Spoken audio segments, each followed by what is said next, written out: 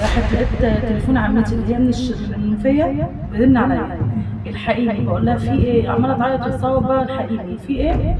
راحت قالت لي عمتك سوسن ماتت. قلت لها يعني انت جايه من المنوفيه انت عرفتي اللي هي ماتت وانا اللي هنا جنبها ما عرفتش اللي هي ماتت؟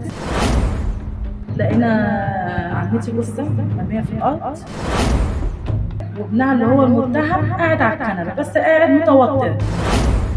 شيل الملايه بتاعت عمتي اللي هي مغطيه بيها لقيتها جايبه دم من مناخيرها من بقها مش طبيعيه خالص. قالت لي انا طالعه يوم الجمعه الساعه 12:30 الصبح ولقيت ابن عمتي قاعد على السلم هنا، انت قاعد ليه كده؟ قال لها انا مستني خالتي.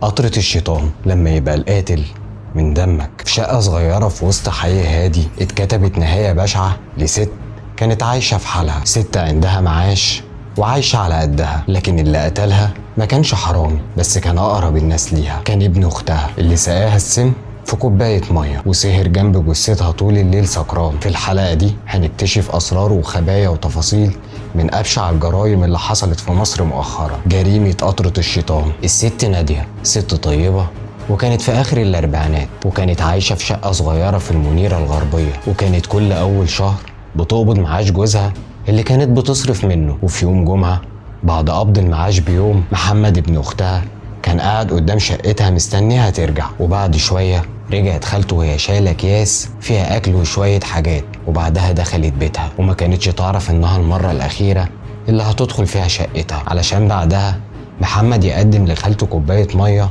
ويقول لها اشربي الجو حر وانت راجعة من بره عرقانة. وكانت كوباية المية دي كان حاطط فيها قطرة عين كان مستخدمها كسم، علشان بعد شوية خالته تقع قدامه على الأرض وتموت، علشان بعدها يفتح شنطة خالته وياخد المعاش وينزل يشتري شوية أكل وشوية مواد مخدرة ويطلع يشرب وياكل جنب جثة خالته. وتاني يوم الصبح يرن على أمه اللي هي قاعدة بعيد عن أختها ويقول لها أختك ماتت، وده طبعا بعد ما فاق من اللي عمله، علشان بعدها أمه تيجي هي وإخواته وأبوه وكانوا عايزين يداروا على جريمة ابنهم. وهنا فكرت الأم وقالت أنا هرن على أقرب واحدة ليها وفي نفس الوقت ساكنة جنبيها وهي بنت أخوها اللي ظاهرة في الصورة دي. رنت عليها وقالت لها تعالي الحقي عمتك. أول ما جينا لقيناها ميتة علشان تجري على بيت عمتها، وأول ما توصل تلاقي عمتها مرمية على الأرض ومتغطية بملاية، ولما رفعت الملاية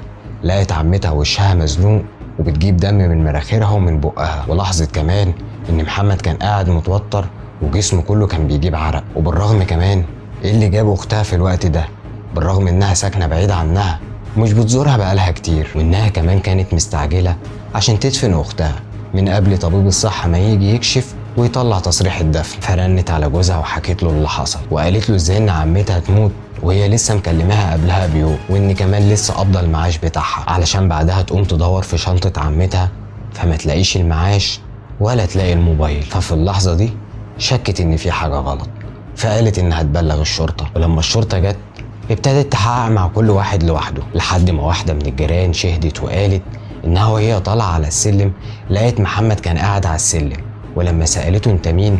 قال لها أنا قاعد مستني خالتي. وهنا رجال المباحث ضيقوا الخناقة على محمد أول ما عرفوا المعلومة دي، علشان بعدها محمد يعترف بكل اللي عمله علشان يتم القبض على محمد، وهو دلوقتي في النيابة بيتحقق معاه. الدم ممكن يبقى مية لكن الخيانة عمرها ما تنشف. وما تنساش تعمل لايك وسبسكرايب وتشاركنا رأيك في الكومنتات لأن اللي جاي هيكون أخطر وأفظع. سلام.